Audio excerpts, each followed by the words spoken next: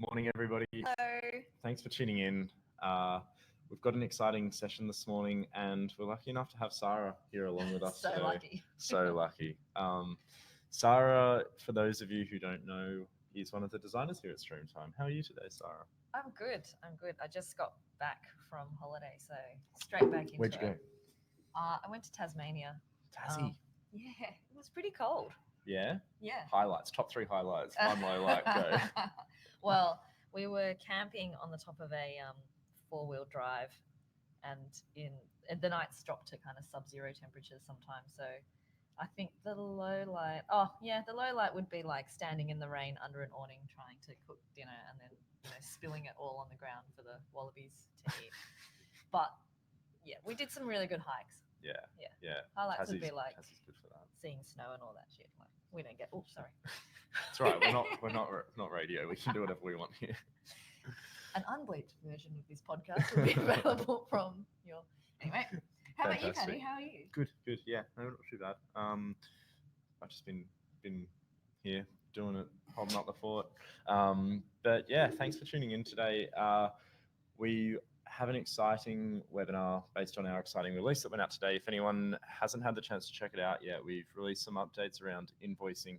And Sarah's the brains behind this release, which is why we've asked her to join the webinar today. We're going to pick her brains around how everything's working, what exactly the new invoicing wizard can do, because I'm still not sure I know everything that it can do. You do. Come on, you do. Anyway, Sarah's going to make sure that we're all aware of what it can do. But it's something Sarah's been working really hard on, and we're really proud to have kind of got it to the position where it is. And just in terms of what we're talking about with this new invoicing wizard, it's designed to essentially promote a more robust invoicing system. So around part payments, installment billing, progress billing, improving cash flow, making sure that you're invoicing everything you need on a job, making sure that you're not letting anything fall through the cracks per se, and ultimately making that a really easy to use experience, making it smart, clean, and lightweight too. So all of those things together is a pretty tricky marriage, especially when you think about the power and the smarts in this one. But I'm sure you will find it easy to use.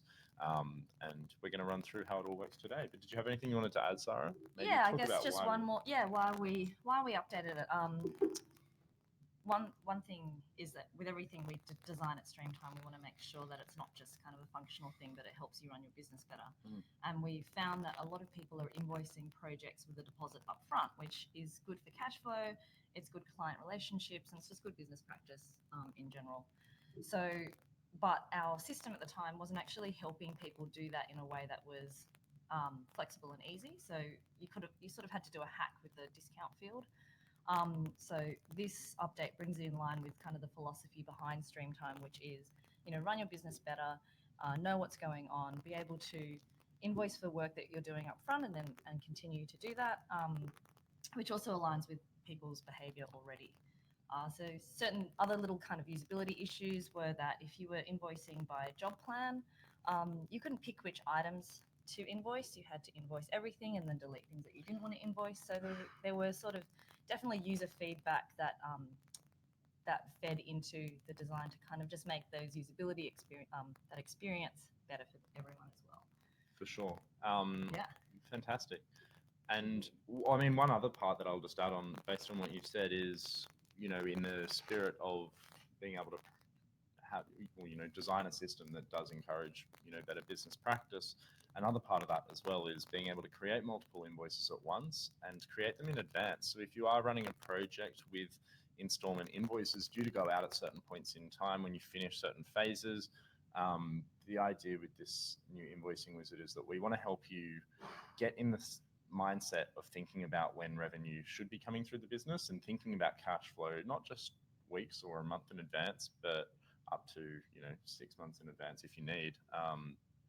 Just gives you more foresight on what's coming up and when to kind of go out for that new business before you get to the point where you're like, oh, now's the time, and there's an urgency to it. Absolutely, yeah. And there's other utility for that too. For example, if you're working with retainers or on a retainer on a 12-month contract, we've made it really easy to kind of set up all the invoices for that retainer in advance so that you don't even have to think about creating that invoice when it comes around. It's already sitting there ready to go, but also sitting in a bucket of revenue that needs to come through the business at a certain point in time. But without further ado, we should jump in and take an actual look at this thing. But some little housekeeping before we do. Yeah, Polly's not here, so I'm going to try my hand at the old housekeeping. But thanks for tuning in, everybody. Hey, Polly. Polly is here. As you can see in that little chat window where Polly just messaged, you guys can shoot us messages, questions, anything you want. Say hello. Let us know who you are, where you're from. It's always great to know who's tuning in here and to get to know you.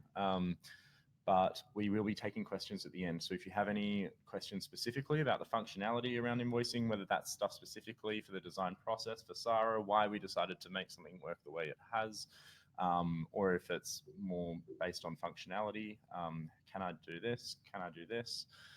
Then shoot them into that chat window and we can come back at the end and tackle those.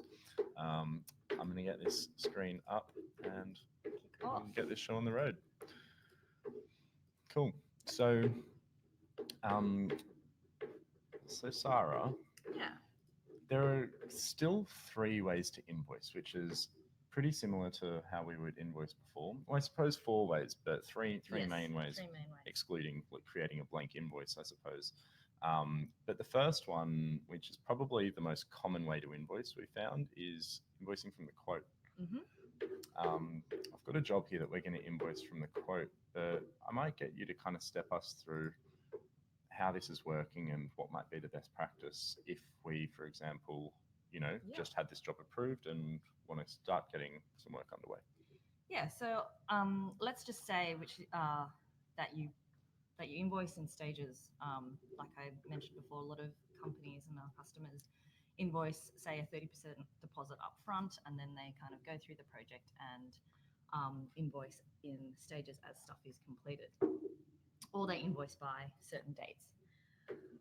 If we were to invoice from a quote and we wanted to invoice in stages, you could invoice. Yeah. Should I try? Absolutely. Sorry. Yeah, no. Go for it. You could initially just set up your first invoice here and set up a 30% installment of the entire job. So you just kind of hover over this cell here, it'll tell you installment, and that means you're doing 30% installment of everything in that job. You'll see the quote line items come through, and then at the end, at the bottom footer of this, you'll get kind of the total quote, anything that's been previously invoiced on that quote, the total of this invoice, which is 30% of the quote total, and then what's remaining to be invoiced afterwards. So we've tried to call out all that information so that it gives you more insight over to what's being invoiced at each time. You can also hover over each line item and see that information per line item, which is a detail that's quite exciting. It was kind of a little bit difficult for us to build, but we got there. In case, for example, you wanted to invoice, say, 30% of installment of that line item and 50% of this one. The way that this wizard works is trying to keep everything quite flexible so that you can invoice your way, and then all these figures will update depending on what you've put in here. So let's say you kick off with a 30% installment, but you also want to create the draft invoices in advance for the next 2 stages. So invoice 1 is today, we've just got this quote approved, we want to invoice that deposit, and we'll keep that at 30%. Then say if you want to invoice the remainder of it, you can just change the number up here using the drop down and set up your 2 second invoices at the same time. You'll notice that the remainder will automatically fill in the next invoice. So say we'll invoice another 40% in a month's time. These will be the issue dates of the invoice, and we'll call that 40%. And then lastly, the final 30% in 2 months' time. Yeah, so the beauty behind this is that you can set up as many invoices for one quote at a at once. They'll all come through as draft. You can then, oh, hi, Tim. Tim's stoked. Tim's stoked. Haven't even Thanks for the kind words, Tim. There's a lot in here, so I'm trying to go logically. So if there's anything confusing, please tell me. You can set up as many invoices as you like at this stage. Everything comes up in advance. Yep. Say you know that you've got this running total that you've got 0 remaining. Say we create those 3 invoices. We'll just get taken to the invoice list where we'll see them all as draft with the creation date and the issue dates here. So you can then edit them as you go. So it's also useful to know that by creating a draft invoice, that's really all I'm doing. I'm not really setting an automatic date for it to send. So I don't really need to worry about getting myself in a pickle if it gets to the 23rd of November and that second invoice isn't ready to go out. Maybe we're running a bit late on the deadline and we're not quite ready to send that invoice. All that creating that invoice in advance is doing is trying to get me thinking about, when that next invoice should be coming through and have it there so that I can make sure that we're invoicing for the full amount of the job. Yeah. If a date changes, then that's fine. I'll always be able to update that later and push that invoice back if I need to. Yeah. And we have actually done that for a reason. We did consider doing sort of schedule send for invoices, but the feedback was that, well, you do set these things up. You want to know roughly when things are, but as we all know, things change. Things need to be edited.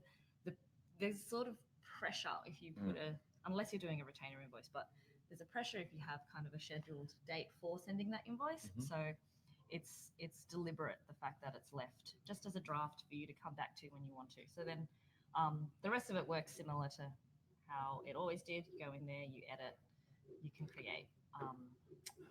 You can move things around, merge line items, add tax, all that sort of thing. Something else that is probably worth adding is with the recent addition of phases, the functionality that we introduced a couple of weeks ago, which we can see here on this invoice, the research and design. I remember this invoicing work has been going on for a few months, but we actually did kind of have to hold it back because this invoicing wizard was being designed around accommodating that new functionality that we also wanted to introduce. So that kind of goes to show in the context of, how all of these different parts go together. They're all kind of thought out and are all delivered at a point in time based on where the rest of the product is at. So it's nice that we could finally get this one out there with those phases introduced, and feels like a real double whammy. Yeah. Cool. All right. Shall we move on to the second method of invoicing? Sounds good.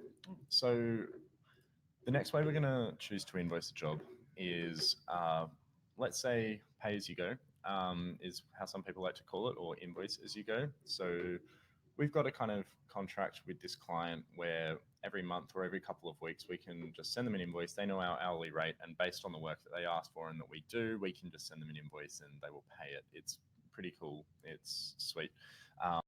That way of invoicing is going to be through using time and expenses, namely unbilled time and expenses, as we know. And when we click open this time and expenses modal, I can just see everything that is unbilled at the moment.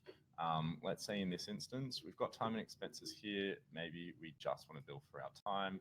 That's fine too. I can see this by item name at the moment. Looks like Polly's been doing all the work here, and that's cool. Thanks, Polly. Thank you over there in the chat bubble. Great. So pretty similar to before, we can create an invoice here using that time, and we can see this pulling through. So what are the differences in terms of how we manage the time and expenses? Yeah, so you may have noticed it changed a little bit in that there used to be, we'll go back to this. Now everything's been billed, so tick on build. Oh, that's it. Sorry. Instead of having a little checkbox here that says billed or unbilled, we'll show the amount invoiced. If it's been fully billed, it'll turn green. If it hasn't been, it'll stay grey. So at a glance, you can see what's been billed. The reason for that is for expenses in particular, we do have the memory now of whether an expense has been billed. So if you were to invoice via the job plan expense, it'll come through on this modal to tell you you've already invoiced this. And you can part bill an expense. So instead of it just being an on or off, it'll show you 50% billed, in which it'll just show you the 50% value of the sell rate, or entirely not billed or entirely billed. So that's just a minor change to this modal. Yeah. Brilliant. Yeah. Cool. So I think that's that for time and expenses. Hasn't changed too much. But still there are some tweaks we've made there to kind of support the awareness of everything that's being built, kind of in the name of making sure that nothing's falling through the cracks. There is stuff that we've looked at. Now the final way is using the job plan. This is the third and final option that we'll look at. And the way we invoice from a job plan is a little bit similar to the quote in terms of the modal, the wizard that we're presented with. But there are some instances where I'd rather invoice with a job plan as opposed to a quote, Sarah. When might I prefer to invoice with a job plan? We found that for our architecture clients in particular, sometimes items will change their planned values over time. So say phase one in this instance, and the research item, it's 25,400 now, but that may blow out and your planned value might go up as time goes by. The way that we found a lot of architecture practices invoice is they might invoice all of phase one at once. So let's say that we're only invoicing phase one, create that invoice, say we've sent it, etc., etc. And then they might come back and something's been approved or something has changed with the research phase where they need to add more time to this. So let's say we change my planned time to, how do we? Just add some hours in there. Maybe. I need to add more hours to myself. So the total planned time on this item has changed. But we want to make sure that we still invoice for that. Mm-hmm. As part of this update, we have a memory of what's been invoiced on each line item. So what will happen on the wizard the second time you arrive is that it's going to show that, okay, we invoiced 25,400 of research first time round, but now the planned amount is 31,400, so we need to invoice the remaining 6,000. It will auto-populate with the remainder of the items in the phases that hasn't yet been billed, and similarly with the expenses. So that's one little part of this that we're really quite proud of, because it took a lot of work organising. Shout out to the dev team in particular for getting all of these little smarts involved and pulling through. So this is something where there's kind of a hidden power to it. You can change the planned amounts, but also be secure in the fact that the invoicing memory per line item and phase is there, and these figures will always show you what's going on with that. Yeah, it's super smart. Sorry. No, I was just going to say one other little thing that is worth mentioning is that we also do surface the status of the item here too, that exists on the job plan when you're kind of working through here. So if you are trying to invoice work that has been complete, you can use that as a little indicator or reminder in terms of which line items you'll want to be invoicing. Good point. Yeah. So it's a small addition, but again, that's where all the power is. That's where the power is. Yeah, so we won't go into this too in depth. That's probably the biggest difference as that we'll see people using quote and job plan, where things change in the job plan and they want to track those changes that will come through. So similarly, if you want to create multiple invoices one at a time, it's functionally the same as the quote. So fantastic. Cool. And go on. No, I was going to say, well, while we were making all these changes to the invoices, there were some other little changes we made to invoices generally. Yes. Just in terms of tweaks in other parts, it's in as opposed to just in terms of building invoices, we want to make invoicing a more robust feature in Streamtime, and so we've gone and done this. Can you talk us through a few things that we've done, Sarah? Yeah. So I'm not sure how many people here might have been invited to surveys or research, or we had a kind of design webinar research collection for invoicing, but there's lots of sort of smaller improvements that make quite a big difference to the invoicing feature as a whole. One of which is sending. Oh, okay. He's Oh, well, I was doing just stuff. gonna. One of which is, I want to know that my invoice has been received and opened. We now will surface if an invoice has been viewed. It'll appear in this tooltip at the top once Polina opens the email and views it. Or you can select and filter your invoices via their viewed status in the invoices list. So if we go to jobs, you can either filter for invoices that aren't viewed. So for example, haven't been paid that. Let's see if they've actually opened the link. In this case, nothing's been viewed. Nothing's Whoops. been viewed. Doesn't make it very. Let's have a look at what hasn't been viewed yet, but might be overdue. Yeah. So issue date. There we go. Due date is before today, but has not yet been viewed. This is showing us that there's about $3 million worth of invoices that haven't been. We might also want to make sure that we're filtering out anything that. Yeah, because this is new. This is going to work for invoices probably sent from about a month ago from the last release. But any invoices before that won't have that update attached. That's just the nature of compatibility issues. But as time goes forward, we won't have that problem. For sure. Another little improvement is just like on quotes, there's now an introduction field on invoices.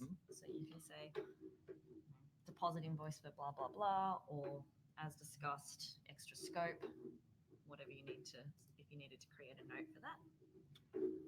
So if I wanted to see this, we can turn this on here. And again, that is just being consistent with the quotes. Absolutely. Another consistency update was adding labels to invoices, which I know has been something that a lot of people have liked. For example, nothing on here. Nothing on here, but labels, you would use them any other way. You use labels to mark them as sent to, I don't know, reminder to client, whatever. Follow up, maybe. There we go. Yeah. And lastly, a little one on payment terms. A lot of people asked for 20th of the next, it's not appearing there, 20th of the next month for a payment term, because that one previously had to be custom created for every invoice, whereas now you can select 20th of the next month and it will. Okay.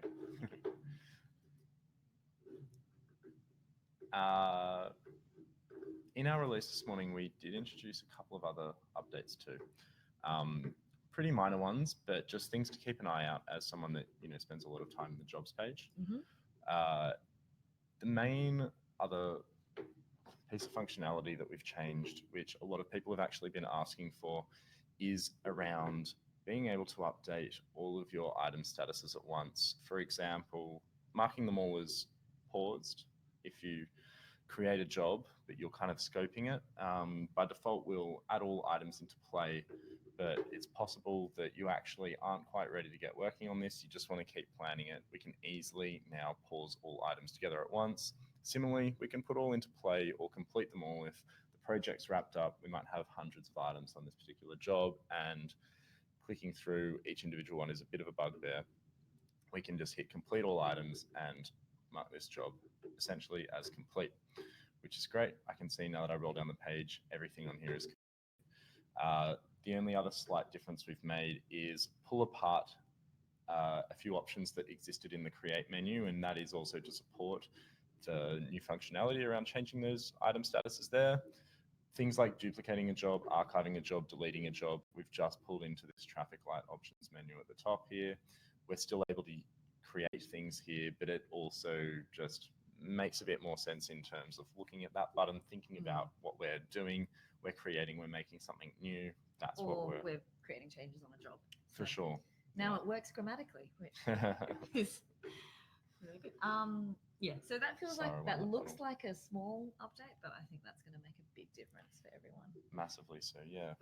Great. Cool. So got a couple of questions. We've got a couple of questions which we can. Perfect because we've got 5 minutes. Perfect. Sorry.